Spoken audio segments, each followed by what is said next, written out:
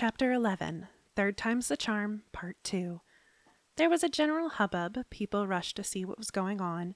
The elegant entrance hall was already packed with palace women, up to and including maids standing dumbstruck with dust cloths in their hands, completely forgetting that they had been wiping railings and window frames.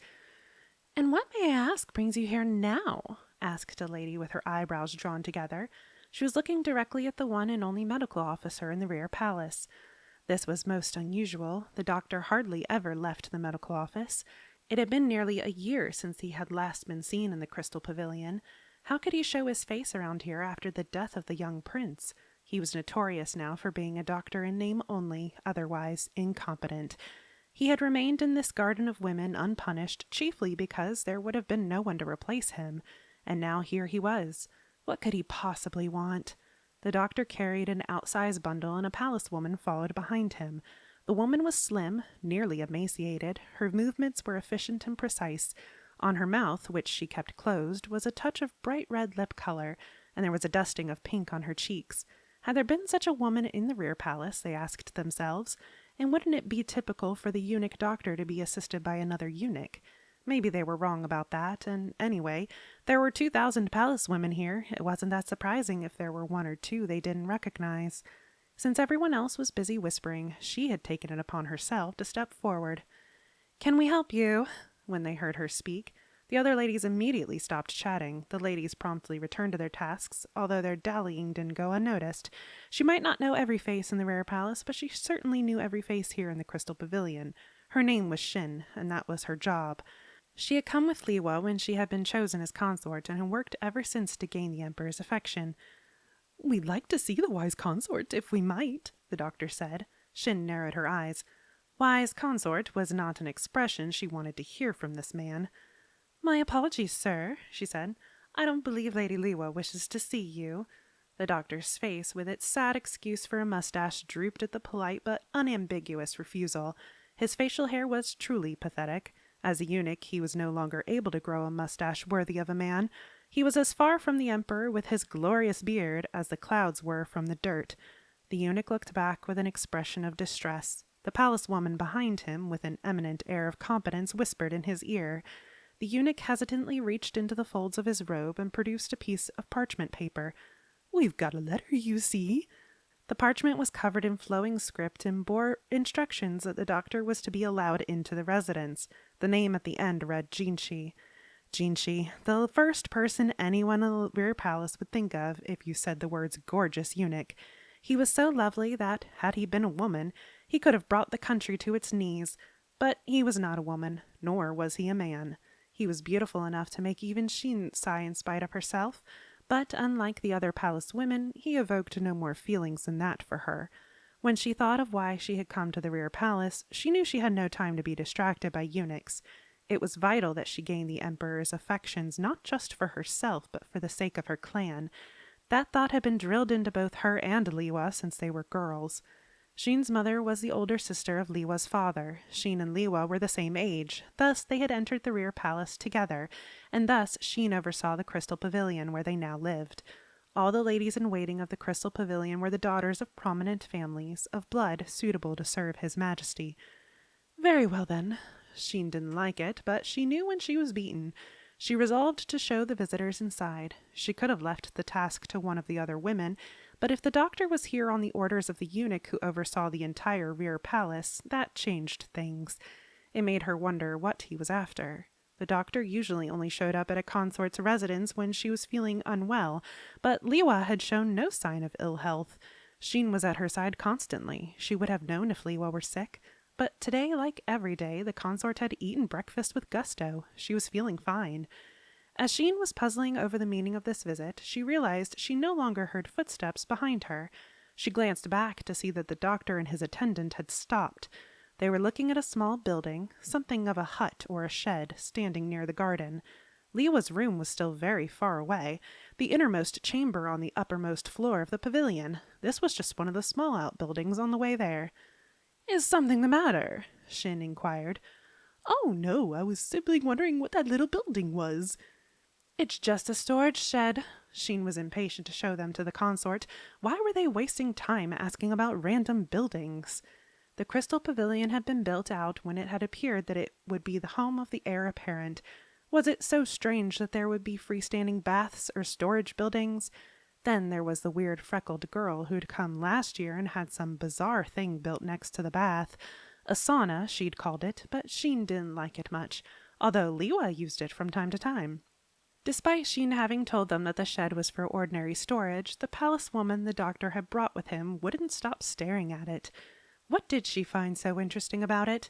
A shrub that bore yellow flowers grew near its window, but that was the one distinguishing thing about the place. It was just a storage building. They needed to keep moving. The palace woman tugged on the eunuch's sleeve, whispering in his ear again.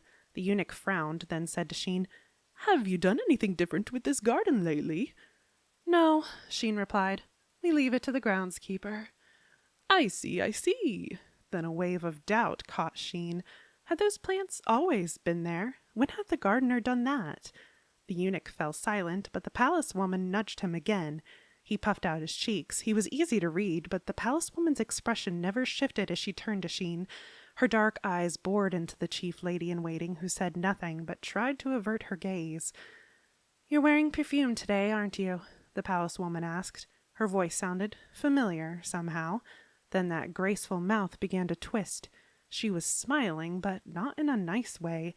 There was a savagery to the expression, like a wild beast eyeing its prey. Sheen was struck speechless. "It's been a while, Lady Sheen. I must apologize for my rudeness the last time I was here." Her face, with its copious whitening powder, carefully accented eyes, and long eyebrows, came closer. The ostentatious accessory she wore distracted from the shape of her face, but it was round, young. And the way she stared. Sheen remembered that look. She felt ice run through her veins. She knew from experience that this woman usually meant trouble. She'd come to the Crystal Pavilion for the first time the year before. She'd nursed Liwa assiduously, but during that time she'd also done a number of outrageous things that had left half the ladies here without the ability to defy her. Sheen was not one of them. But then the woman who had appeared again only recently and all but torn Sheen's clothes off. She was not, suffice it to say, someone with whom Sheen wished to have much to do. The woman continued to stare at her. Sheen found herself involuntarily backing up. It was at that moment that the doctor suddenly raced for the garden. The plump little man appeared to be trying to reach the storage shed. Sheen tried to go after him, but found her path blocked by the unpleasant woman. Sheen shoved past her and tried to pursue the eunuch, but she was too late. He was holding the bar of the door in his hand and standing there in mute amazement. A distinctive odor drifted from the entrance. It was the same way Liwa had once smelled, the reek of a sick person on her way to the next life. The other palace woman was rubbing her behind. Maybe she'd fallen on it when Sheen had shoved her, but she didn't look particularly concerned. There was just a slight furrow in her brow. She grabbed the bundle the eunuch was holding. No longer bothering to whisper, she shouted, "Hot water! Boil some hot water right away, please!" Then she rushed into the shed. The patient was resting on a crude bed, just some woven mats piled on top of each other. She was one of the laundry maids. "Yes, of course, miss," the eunuch said, pelting off again so fast his chin jiggled. The palace woman gave the maid what looked to be water, then turned to Sheen. "Why is she in here?" "Do you have to ask? We're isolating her so no one else gets sick. It's only common sense." The lady obviously wanted to shoot something back, but she restrained herself. Instead, she said, "Indeed it is. However," the maid was coughing, but it didn't sound normal. The visitor pressed a handkerchief to the maid's mouth as she coughed, and when she took it away, it was speckled with red. "True, this is an infectious disease, not highly communicable, but one thing is certain. If you continue to treat her like this, she will die. But what's one dead maid, eh?" She moved away from the sick woman, about to go farther into the shed. Before she knew what she was doing, Sheen tried to grab her by the shoulder, tried to stop her, but the intruder slipped easily out of her grasp. "No, that's—" Sheen tripped on a wicker box as she made another attempt to stop the woman, but now she was too late. The woman was picking something up, a small box. "When I entered this room, it brought back memories," she said. "Memories of when Consort Liwa was ill." "What does that have to do with this?" "You were burning incense to try to disguise the odor." "Yes, but so what?" Sheen reached out to snatch the box back. "I noticed something similar when I came in here, but the other way around this time." The woman opened the box to reveal a collection of small, colorful bottles. You seem to be using this sick woman to disguise the aroma of these perfumes." She popped open one of the bottles and took an experimental sniff. "The ladies of the Crystal Pavilion do like their secrets, and letting innocent eunuchs take the blame." The woman had opened a bottle of perfume oil, something that had come from the caravan the other day. Most of them had been confiscated by the eunuchs. "Each individually is only minimally toxic, but if you combine them, who knows?" the woman said melodically, her eyes narrowing as she smiled. Then the woman, Mau, asked Sheen a question. "What exactly are you doing, trying to make a drug to induce a miscarriage?" Now what to do, Mau wondered as she wiped her face with a handkerchief. She hated the feeling of the whitening powder, and the rouge just wouldn't come off. She'd have to give her hair, which she'd styled with perfume oil, a good thorough wash later. To disguise her relatively expressionless eyes, she'd cut the ends of her hair short and then glued it near her eyes. She wore a longer skirt than usual, hiding high shoes that made her look taller than she was, but maybe that hadn't been necessary. After all, the ladies of the Crystal Pavilion had hardly even noticed her. Feeling a bit sullen, Mau took off her elevated shoes. She also changed into a different outfit because the sick woman had coughed some phlegm onto her when Mau had been examining her. The disease was only mildly infectious, true, but she wasn't about to go walking around in those clothes and had asked for a new outfit for safety's sake. They had to settle for a ladies-in-waiting outfit from the Crystal Pavilion, though, so it lacked something in practicality. More than anything, Mau wanted a bath, but there was no chance of that, so she gave up the idea. Finally, looking a little neater, she went into the room where everyone was waiting. The people gathered in the reception room all wore brooding looks. They were dressed in every kind of finery, and when Mau came in having removed her makeup, she found herself feeling distinctly out of place. Consort Liwa was there, as were Jinshi and Gaoxuan, and a slim woman with a classically beautiful face. At a word from Liwa, the rest of the ladies-in-waiting withdrew.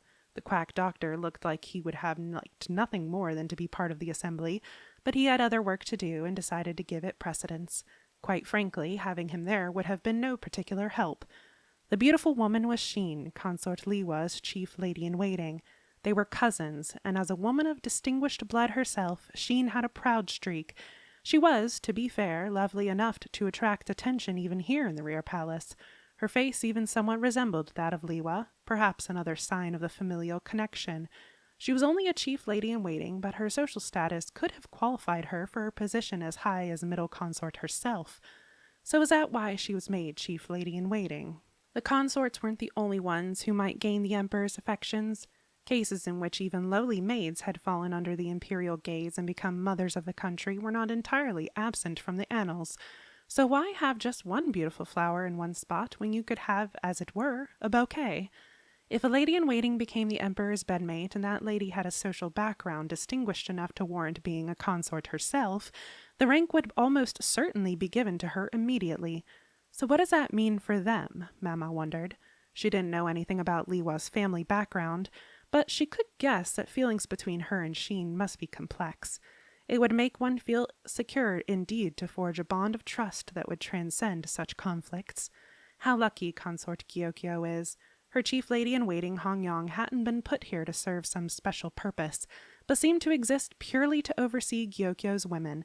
In the service of this cause, she'd even missed the usual window for getting married, so hopefully Gyokyo would be able to arrange a good match for her some day. The consort's other ladies-in-waiting likewise were all sweet and attractive, but none of them harbored ambitions of drawing the emperor's interest. But for Consort Liwa's ladies-in-waiting... "What is the meaning of this?" Jinshi demanded, pounding the table with his fist. On the table was a collection of perfume oils and spices, the ones that had been found in the sick woman's chamber. No one of them alone was particularly conspicuous, but together they produced a noticeable aroma, an aroma that clung to the chief lady-in-waiting, Sheen. Even though the last time Mau had been here, she'd worn no perfume at all. Did that mean her purchases hadn't been confiscated, or had she simply managed to hide them? Sheen stood silently with her eyes closed. Not talking, huh? Her crime was twofold, not just possessing the forbidden substances, but attempting to use them to make some kind of concoction. Her isolating of a maid in a storage shed probably wouldn't be considered an offense. Getting the sick woman out of the main residence to avoid spreading her disease had been an appropriate response. With only one medical officer for the entire rear palace, maids often weren't seen immediately. And yet he's got so much time on his hands that the medical office is practically becoming a cafe for the eunuchs. A mere serving woman might not even be able to entrust herself to the clinic. Not everyone liked to see women take charge of medical care. If someone died because of that attitude, it was a nuisance, but little more. Maids were just that expendable. Jinshi would use the evidence in front of him to prove what wrongdoing he could, but Sheen stood looking as if she knew nothing about any of this. Besides, her family was important enough that she might be able to object to his investigation no matter what he said. Most inscrutable of all in the room was Consort Liwa, who simply looked at her chief lady-in-waiting, her eyebrows creased. The expression was one of sadness. Sheen refused to look at the ground, but met the eunuch's eyes. The woman's got spirit. Most palace women would have wilted under interrogation by Jinshi, but it looked like his almost supernatural powers weren't going to work on this opponent. I haven't the faintest idea what you mean, Sheen said. It's true, I was the one who instructed that serving girl be moved to that building. But I think there's a more obvious problem here. Visitors who show up out of the blue demanding to see Lady Liwa, and then barging into our storage buildings. Wouldn't you agree? Her tone was clipped, confident. It was true, there was no way of proving that the items found in the storehouse belonged to her. As the building housed a sick person, nobody was likely to have much more contact with her than to bring her meals. But by the same token, almost anyone might have gone in there. Then we need to simply ask the maid herself. If you believe you can trust the word of a woman who's been addled with fever. So you're aware she was highly feverish, Mamo interjected. Sheen's expression shifted. She seemed to resent the intrusion. How kind of you, Mamo went on, taking the trouble to see how a mere serving girl was feeling. I suppose that would explain then how the smell of this perfume got on you. Her tone was brazen as she picked up one of the little bottles on the table. All right, time to dial it back, Mama thought, but her body wouldn't listen to her. It kept moving. She didn't like it one bit, but there were things that made her so angry that concerns about her social standing faded away. This is what you smell like, this perfume oil, even though it was tucked neatly inside a wicker trunk. I wonder if the smell is really so powerful that it would seep out like that. Perhaps I might be allowed to check. Mama grabbed for Sheen's sleeve, but the lady-in-waiting was too fast. She pulled away, at the same time raking Mama's cheek with her long fingernails. The room started buzzing. Mama ran her thumb along the cuts. They'd pierced the skin, but they weren't really bleeding. My apologies, she said. It's not for someone of my lowly stature to touch one of your station. We should have someone else, someone more appropriate to perform the investigation. She spoke nonchalantly as every gaze in the room settled on Sheen. The other woman was barely restraining a scowl, and her eyes were bloodshot. An unpleasant smell of sweat wafted from her. Her pupils were dilated. People sweat when they get nervous, but it's glistening stuff that's distinct from that induced by exercise. The pungent odor can bother even the person producing it. The eyes likewise change when a person is anxious. Although not as obvious as a cat's, human pupils do change size. This was more noticeable in Consort Gyokyo, who had lighter irises than it was in many people, so during tea parties with other consorts, she could often be seen to squint slightly as she laughed. One more push. Mamau had just taken a step forward when someone said, Perhaps I might be more suited to handle the matter, then. The voice was proud, but not haughty. It belonged to Consort Liwa, who stood up from her couch, her long skirt rustling as she walked toward Mamau. No, toward Sheen, who stood just across from Mamau. Liwa's clothing was quite similar in style to what Gyokyo had been wearing recently. It would make sense enough if she'd also bought clothes from the caravan. What crime would she be charged with? Lady Liwa, Shin said. There were a great many conflicting emotions in her eyes, but desperation was not one of them. She refused to beg. If she's found to have even attempted to create a drug that would induce a miscarriage, it would be considered the same as if she had murdered the Emperor's child. Jinshi closed his eyes, knowing this was all he had to say. I see, Liwa said softly. And that would be true regardless of which consort was her target. Upper, middle, and lower consorts are all alike in this regard. Liwa cast her eyes to the ground, then looked at Sheen. A thought flitted through Mama's mind. The names Liwa and Sheen were something of a pair, meaning pear blossom and apricot, respectively. This woman, Sheen, certainly didn't seem unintelligent to Mamau, and yet the world was full of perfectly smart people who did stupid things, often when they had let their emotions get the better of them and lead them into a mistake. Sheen thought Mau Mau might be one of them. Then Liwa delivered the coup de grace. Even if her only intended victim was me myself. Consort! Jinshi exclaimed, leaning forward. Do you mean that? Gaoshun was likewise wide-eyed. For Mau Mau, however, Liwa's question made everything fall into place. She'd always thought it was strange that a woman as capable as Liwa should be so unable to find decent ladies in waiting. Surely she should have attracted better servants. It hadn't been her fault. The one who had formed the group of ladies in waiting at the Crystal Pavilion was none other than Sheen. After the incident with the toxic face powder, a single lady in waiting had been forced to leave, but those above her head had continued their work uninterrupted. And now Liwa confronted her chief lady in waiting. Sheen, you've never once treated me as befits a true consort. I suppose you never thought I deserved to be a mother of the nation. That too rang true to Mau Mau. She noticed that Sheen had never once referred to Liwa as consort. You and I, until the very last moment, we didn't know which one of us would be the consort, did we? Liwa's voice was sad. She had real sympathy for Sheen, but did Sheen feel the same way? She bit her lip and looked at Liwa, her eyes blazing with resentment. How dare you talk down to me? The chief lady in waiting sneered. I've always hated that about you. I was better at almost everything than you. So why did everyone fawn over you? Bust size, Mau Mau observed privately, but she had the decency to feel bad about the thought as soon as she had it. After all, Sheen wasn't exactly small herself. No, wait, that wasn't the point. It wasn't about having a bigger bust, but being a bigger person. Is it because you were the daughter of the head of the family? Did you think that made you better than me? Don't make me laugh. I was raised my entire life to become a mother to this nation. Sheen looked like a wolf baring its fangs. Thinking the chief lady in waiting might leap at the consort at any moment, Mau Mau moved to put herself between the two women, but Gaoshun and Jinshi were already there. May I understand you to be admitting to the accusations? Jinshi said. In response, Sheen grabbed the bottle of perfume oil off the table and flung it at Liwa. Gaoshun slapped it away, and the bottle smashed against the floor. May you wither in this garden, a barren woman! Sheen spat as if pronouncing a curse, as Gaoshun grabbed her hands and restrained her. How dare a eunuch touch me? She cried. Unclean, filthy thing! She struggled, but she couldn't hope to free herself. Even if he was a eunuch, Gaoshun was still a man. Her noble lips continued to produce a stream of foul invective. You do run into her kind sometimes, Mau Mau thought. When Sheen finally had to pause for a breath before she could resume her tirade, Mau Mau stepped in front of her and smirked. What? Sheen demanded.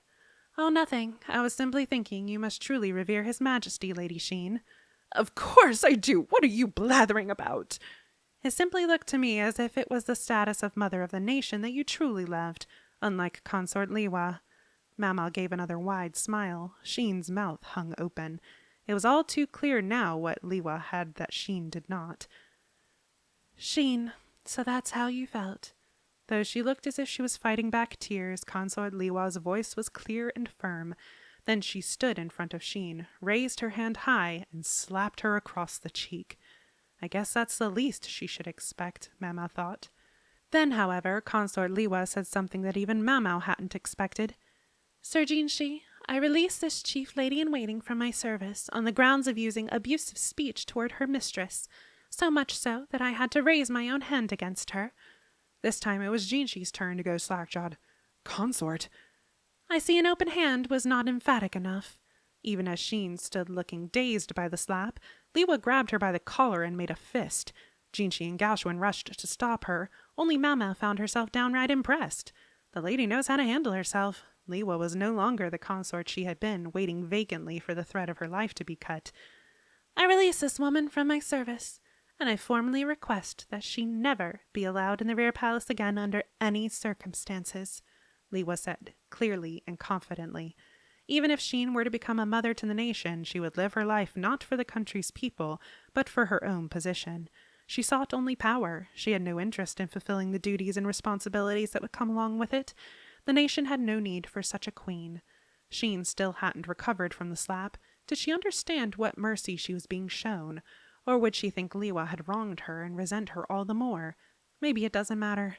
No matter how noble the blood, a woman who left the rear palace under scandalous circumstances would be unable to retaliate against a consort. Personally, Mama thought Liwa was being a bit soft, but let us consider what humiliation this treatment must have brought to such a proud woman. Can I ask you something? Jinchi said as they walked through the halls of the Crystal Pavilion. He was looking at the building where the sick maid had lain in bed. Yes, sir.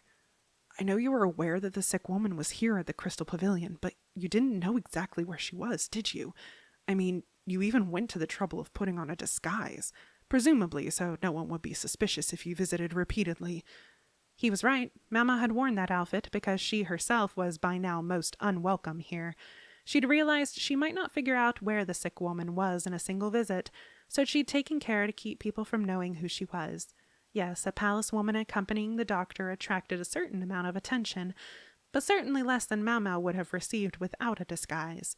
The serving women of the Crystal Pavilion knew how to keep their mouths shut, or perhaps they had been taught how, through harsh discipline from the ladies-in-waiting above them, somewhere Consort Liwa wouldn't have seen. Ah, but I did know where she was, Mama said. She'd already had a sense of where a sick person would be staying, somewhere moderately isolated from the sleeping quarters of the other maids, or anywhere else inconspicuous. When she'd been here full-time, maids who weren't feeling well were given new sleeping quarters to ensure that whatever they were sick from didn't spread.